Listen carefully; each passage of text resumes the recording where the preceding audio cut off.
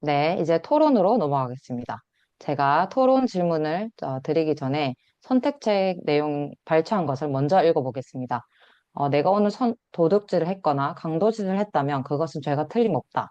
죄를 지은 결과로 경찰에 쫓기다 잡혀서 재판을 받고 교도소에 가야 한다. 그런데 중요한 사실은 도둑질이나 살인이나 간음 등 내가 지은 죄만 있는 것이 아니라 내가 저지른 모든 죄를 처리하고 해결하신 예수님이 계신다.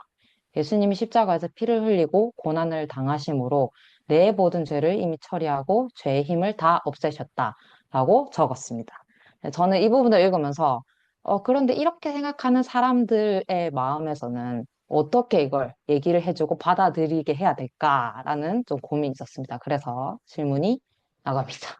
네, 질문 1번. 범죄자들도 그럼 의인이라고 할 수 있는가?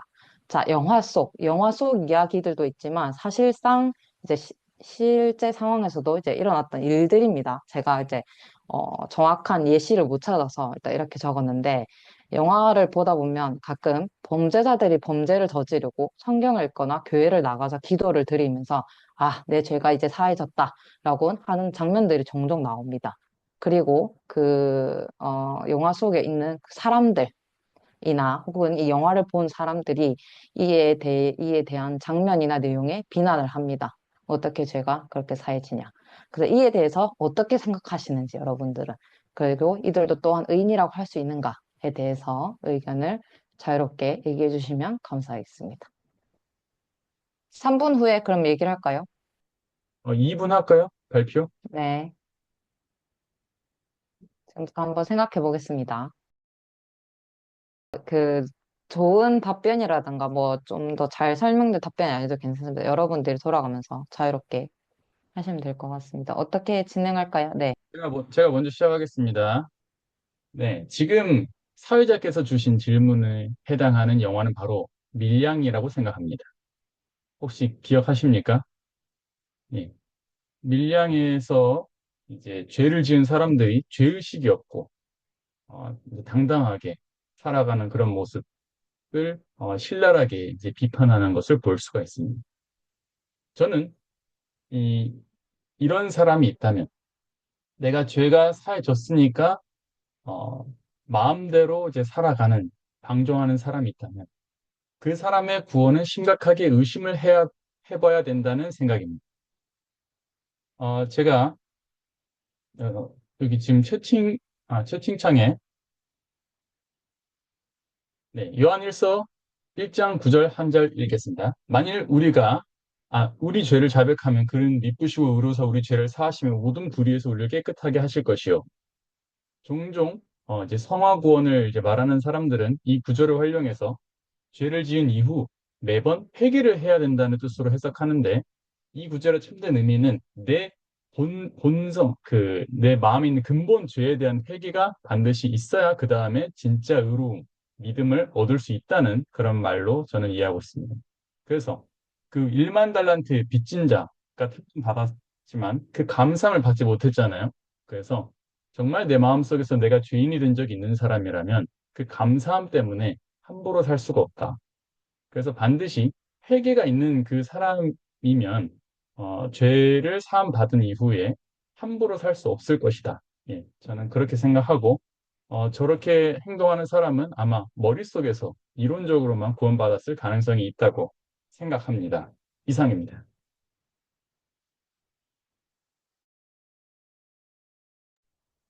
네, 감사합니다. 딱 이분 딱 맞추셨네요. 네, 또 다음 분, 네, 또 발표하실 분 있으면 해주시면 되겠습니다. 아, 이분이에요? 네, 아, 짧죠? 그럼 제가 할게요. 네, 저는 이거를 들을 때, 제일 먼저 이제 죄 사함을 받기 전에 이제 죄가 뭔지를 먼저 사람들이 알아야 될 것 같습니다. 사람들이 생각하는 그 죄가 있고 하나님이 생각하는 죄가 있는데, 이제 하나님이 말하시는 이 세계는 시간계라는 다른 세계가 있고 우리가 생각하고 우리가 지금 살고 있는 세계는 이제 시간계고 하나님이 말하는 거는 시간계가 있고 이렇게 다른 세계에서 바라보는 관점으로 말을 하지만 하기 때문에 우리가 시간계 쪽에서 이제 말을 할 때, 이제 보고, 이제 믿고 할 때에는 이제 항상 말이 꼬이네요. 네, 이러한 이제 뭐 다툼이 생길 수도 있지만, 이제 나라마다 서울에서는 이제 이 기차 안에서 껌을 씹으면 그게 불법이라서 벌금을 내야 된다고 하더라고요. 근데 이제 한국에서는 그런 법이 없기 때문에 죄가 안 되잖아요.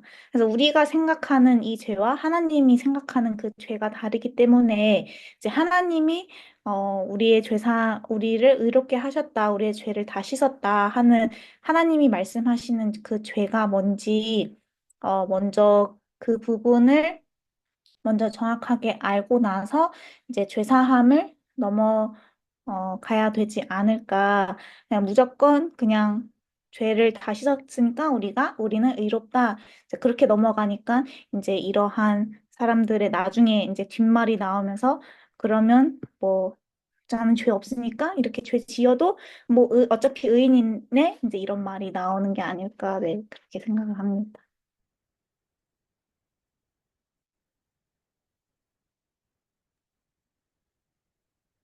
예.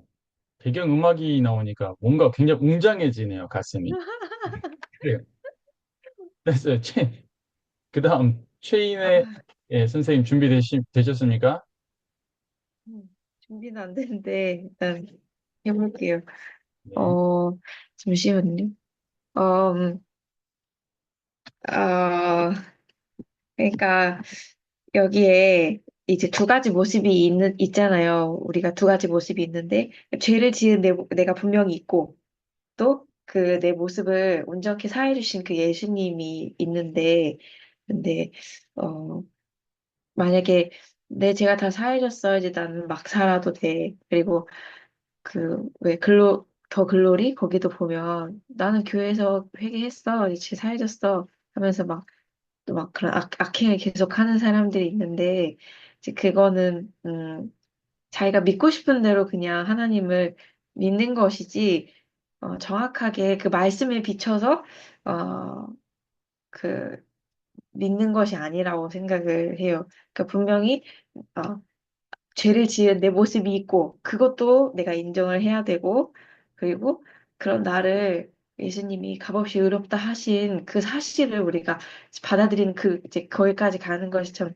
중요한데, 이제 이 사람은, 어떤, 어, 자기의, 죄에 대해서, 자기의 모습에 대해서 정확하게 발견하지 못하고, 그냥 자기의 생각대로, 자기가 믿기 좋은 대로, 어, 자기 식대로 그렇게 말씀을, 믿은 것이 아닌가 하는 그런, 생각이 들어요. 그래서 정확하게, 그 말씀에 비춰서 자기 모습을 발견하고, 그렇게 하는 것이 참 중요하다 생각이 들고, 김기성 목사님도 이제 죄를 지었지만, 정말 참된 종의 인도를 받으면서 이제 복음에 위해 사는데 정말 인도를 받는 것이 중요하다는 또 생각이 듭니다.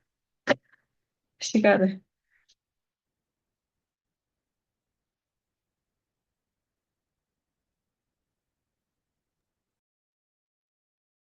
네. 그럼 뭐 발표자도 하십니까? 네, 저도 하겠습니다. 타이머 눌러주세요. 네, 뭐 저도 깊이 생각해 본 건 아닌데 이런 질문들이 종종 미량도 그렇고 저도 더글로를 보면서 생각이 났던 것 같습니다. 그래서 사실 이런 범죄자들이 이렇게 내 죄가 사해졌다 이렇게 하는 부분들은 진짜 이들이 세계를 하거나 또 믿은 게 아니라 이들 마음속에서 죄를 회피하기 위해 자기가 죄를 지었고 그 죄를 지은 것에 대한 어떤 법적인 이런 제재나 이제 구속을 받고 해도 이제 그걸 회피하기 위한 수단으로서 죄가 사해졌다. 피하기 위한 것이지 그것은 진짜 죄사함이 받은 것이 아니라고 생각합니다. 자기가 진짜 죄인인 것을 깨닫고, 아, 난 진짜 항상 이렇게 더울 수밖에 없고, 악한 자이구나. 나 여기서 너무 벗어나고 싶어. 이제 이렇게 그 단계가 가고 나서 예수님이 나를 위해 돌아가셨고 죄를 사하셨구나를 받아들이고 하면은 그게 진짜 죄사함 받은 것이죠. 그러면서 그 뒤에는 감사함이 따라올 수밖에 없습니다. 진정으로 그렇게 말씀을 받고 믿음을 받았다면. 그런 감사함을 알게 되면 죄를 다시 지울 수도 없고요. 그래서 아까 첫 번째 이제 김명석 네, 분이 얘기하신 것처럼 저도 그렇게 생각을 합니다.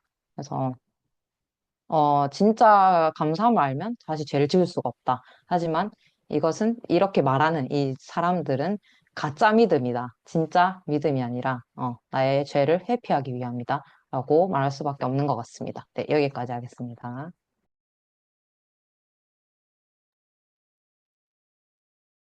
네, 네, 수고하셨습니다. 네. 이제 두 번째 질문 갈까요? 네, 네, 두 번째는 나의 경험 나누기입니다. 이제 여러분 얘기를 하시면 됩니다. 저희가 발표했던 것처럼 애니아가 중풍병에 8년 누워있다가 베드로가 전한 예수님을 바라보게 되면서 중풍병에서 벗어났죠.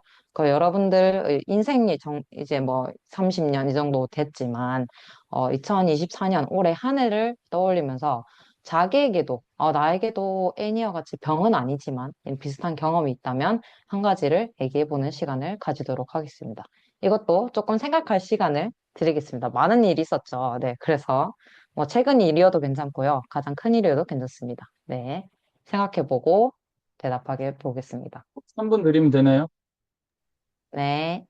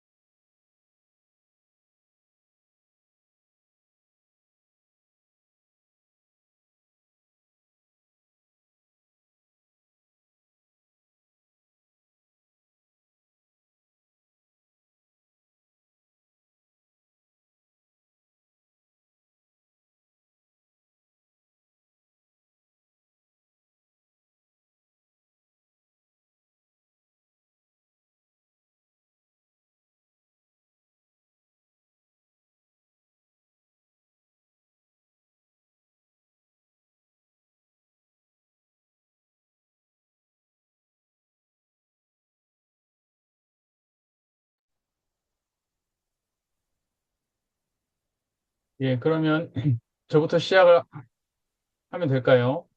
네, 네, 저는 2024년을 돌아볼 때 많은 일들이 있었지만 개인적으로는 지금 저희가 다니고 있는 교회, 어떤 선교회, 또 우리 지금 우리 교회 일반적인 모임들에 대해서 너무 올드하다, 혹은 딱딱하다, 우리가 충분하게 교류가 잘 안 되고 있다, 막 이런 부분에 있어서 좀 굉장히 영적인 갈증을 느꼈습니다. 그래서 제 주변을 보면 또 하나 둘씩 교회랑 멀어지는 그런 친구들도 많이 보는데요. 여기에서 이제 머물러 있으면 저도 똑같이 어두워지고 또 이제 마음의 불신으로만 이제 가득 찰 수밖에 그런 없는 상태지 않겠습니까? 근데 또 성경에서 보니까 구하라, 찾으라, 두드리라 이렇게 예수님이 주문을 걸더라고요. 그러니까 먼저 움직여야 그런 사람한테 우는 애한테 떡 하나 더 주잖아요. 그죠? 그래서 우리가 이런 가족 모임, 온라인 가족 모임을 시작한 것도 하나의 도전이었습니다. 지난 여름 저희 아버지가 오셔가지고 시도해보라고 했을 때 이게 어떤 모양일지 상상이 안 갔지만 어쨌든 조금씩 우리가 성경과 하나님의 마음에 대해서 하나씩 배워가는 그런 시간들이 계속 이어지고 있고 외가 모임, 구역 모임, 친구 모임 다양한 곳에서 먼저 이제 하나님에 대해서 얘기를 하고 시간을 만드니까 조금 더 마음이 살아나는 걸 느껴요. 그리고 뭐 이런 마음 품고 있는 게 아니라 또 우리 박영준 목사님, 임성근 목사님 나가서 계속 교제하면서 마음을 이렇게 털어놓으니까 접촉점이 늘어나고 또 최근에 뭐 크리스마스 일 때문에라도 목사님들하고 더 교류가 많아지고 있습니다. 그래서 생각에 빠질 틈을 주면 안 된다. 모든 인간은 기본적으로 가만히 놔두면 어두워집니다. 그래서 먼저 능동적으로 구하라, 찾으라, 두드리라. 발걸음을 이렇게 디딜 때 하나님이 조금씩 또 새로운 내가 모르는 마음을 알려주시는 것을 느낍니다. 그래서 감사했습니다. 감사합니다. 네, 감사합니다. 네, 그럼 그 다음, 네, 김미나. 제가 네. 할게요. 시작. 저희 2024년 한 해를 떠올리면서 이제 제 삶의 가장 큰 것 중에 하나가 결혼이었는데요. 그것도 참 쉽지 않았습니다. 그, 그러니까 이제 저를 보면 이제 저는 이제 저는 재작년, 옛날부터 이제 마음에서 이제 결정을 해놓은 상태였거든요. 나는 절대 사역자가 안 될 거야. 아니, 되지 못해. 나는 될 수 없어. 나는 그런 삶을 절대 못 살아. 라는 그런 이제 생각으로 나는 어떤 일이 있어도 이 마음 절대 흔들리지 않을 거야. 라는 제 마음으로 계속 있었는데, 이제 결국 이제 성교 학생이랑 결혼을 하고 지금 현재 이제 사역을 하고 있는데요. 그때 이제 마음이 이제 바뀐 계기가 이제 계속 내 마음은 이런데 하나님이 또 다른 새로운 이 반대의 마음을 계속 주는 거예요. 그래서 제 마음에도 이제 이 두 가지의 마음이 계속 싸우고 있었는데 이제 결국에는 제 마음에 하나님이 나를 쓰시고 싶어 하시는구나라는 이 마음이 너무 강하게 올라와서 이제 성경에 지금 제가 구절이 어딘지 까먹었는데 이제 거기서 내가 이제 너를 보내고 이제 너를 통해서 할 일을 다 끝날 때까지 너를 떠나지 않겠다. 이제 그 말씀이 주어지면서 그러면 나는 나로서는 사역을 못하지만 하나님이 나를 지금 쓰시고 싶어 하시는데 그러면 하나님이 나를 통해서 하시고자 하는 일이 끝날 때까지 하나님 절대 나를 떠나지 않겠구나라는 그 믿음이 확신이 드니까 이제 제 마음도 변하게 되고 이제 이 길을 이제 저도 믿음으로 이제 걸을 수 있게 되었는데 지금 너무나도 행복하게 살고 있고 내가 좋은 일을 안 만났으면 어땠을까 이제 그런 생각을 매일 하고 있습니다. 수고하셨습니다. 네. 이는 준비됐습니까? 네. 저는 이번에 미얀마 갔을 때 그 아버님하고 교제했던 내용이 이제 마음에 기억에 남는데 이제 제 마음에 사모이지만 막 교회 자매님들하고 일하다 보면 부딪히는 것도 있고 제가 어리니까 막 자매님들이 막 이제 막, 막 직설적으로 얘기하고 막 그럴 때가 있어요. 그러면 뭐 미운 마음도 들고 또 다른 사모를 봤을 때 저 사모는 왜 저렇게 밖에 못하지? 막 이제 그런 생각도 들고 막 이제 제 마음에 어두운 마음이 많은 거예요. 믿음도 없는 것 같고, 근데 그런 부분 이제 표현을 했는데, 이제 아버님이, 어, 너가 지금 이제 너의 어두운 마음이 있다는 것은 인정을 하지만, 하나님의 말씀에 대해서는 이제 믿지 않는 부분에 이제 말씀을 하시면서 했어요. 근데 이번 선택책 읽었는데, 이제 애니아가 자기가 중풍병이란 거는 알았지만, 예수님이 자신의 병을 고쳤다는 그 사실을 몰랐다는 것처럼, 그래서 그 이제 믿을 신자가 이제 사람 인변에 이제 말씀 언인데 인간이 좋든 나쁘든 그 하나님의 말씀을 받아들이면 그게 믿음인 거라고 이제 하시는데 이제 여기 와서 이렇게 지내면서 최근에 박용준 목사님 그 대학원 발표를 이제 하는데 제가 너무 부담스러운 거예요. 그래서 막 이게 발표가 잘못되면은 막 공개적으로 피드백 받고 망신당하니까 막 너무 부담스럽고 떨리고 근데 하나님이 그때 디모데 후서 강의를 준비하면서 그 우리에게 주는 마음은 두려워하는 마음이 아니고 능력과 사랑과 근신하는 마음이고 우리가 거룩하다고 의롭다고 이제 부르심을 받았는데 그건 우리의 행위로 된 게 아니고 은혜로 된 거라는 이제 그 말씀이 있었어요. 그러니까 제 마음에 이제 그 말씀을 받아들이니까 힘이 되더라고요. 그래서 제 생각이 있지만 하나님 말씀을 받아들이면 그게 이제 나의 힘이 되고 내 삶을 이끈다는 그런 마음이 좀 들었습니다. 네, 감사합니다. 네, 그러면 발표자도 준비됐습니까? 네. 네, 저는 이제 제일 큰 게 아무래도 아들인데, 이제 언어 치료 때문에 이제 처음엔 되게 막막했습니다. 언어 치료가 단기가 아니고 되게 장기라고 이미 많이 들었고, 쉽지 않고, 이제 비용과 시간, 노력, 그리고 정신적인 스트레스까지 많이 든다고 들어서 너무 부담이 됐어요. 진짜 슬프기도 하고, 왜 나에게 이런 일이 일어나지? 근데 제가 교재를 받고 이제 말씀을 들으면서, 하나님이 이미 이 아이의 입을 트게 하셨고, 정상적인 아이로 만드셨구나라는 마음이 들었고, 오늘 강연을 준비하면서 더 그런 마음 들었습니다. 애니아는 중풍병을 8년 누워 있었잖아요. 근데 세윤이는 이제 이런 문제가 생겼는데, 이게 힘들거나 어려워하지 않아도 되는구나라는 마음이 좀 소망이 되었습니다. 그래서 세윤이가 곧 말도 할 거고, 주일학교도 가고, 나중에 성경 암송대회도 하더라고요. 5살 때부터는 암송대회도 하고 하는 걸 제 머릿속에 막 그려보고 있어요. 그러면서 세윤이의 이름 뜻이 세상새 윤택할 윤이어서 하나님 말씀으로 이제 윤택하게 할 세상을 윤택하게 할 세윤이를 주신 하나님께 참 감사하다는 마음이 들면서 내가 세윤이 일뿐만 아니라 앞으로 살아갈 때 참 많은 일이 있을 텐데 그럴 때마다 내 형편, 내가 누워 있는 애니아의 그 모습 보는 게 아니라 나에게 계신 예수님을 봐야겠다는 그런 마음이 들면서 참 감사한 마음이 들었습니다. 네, 감사합니다.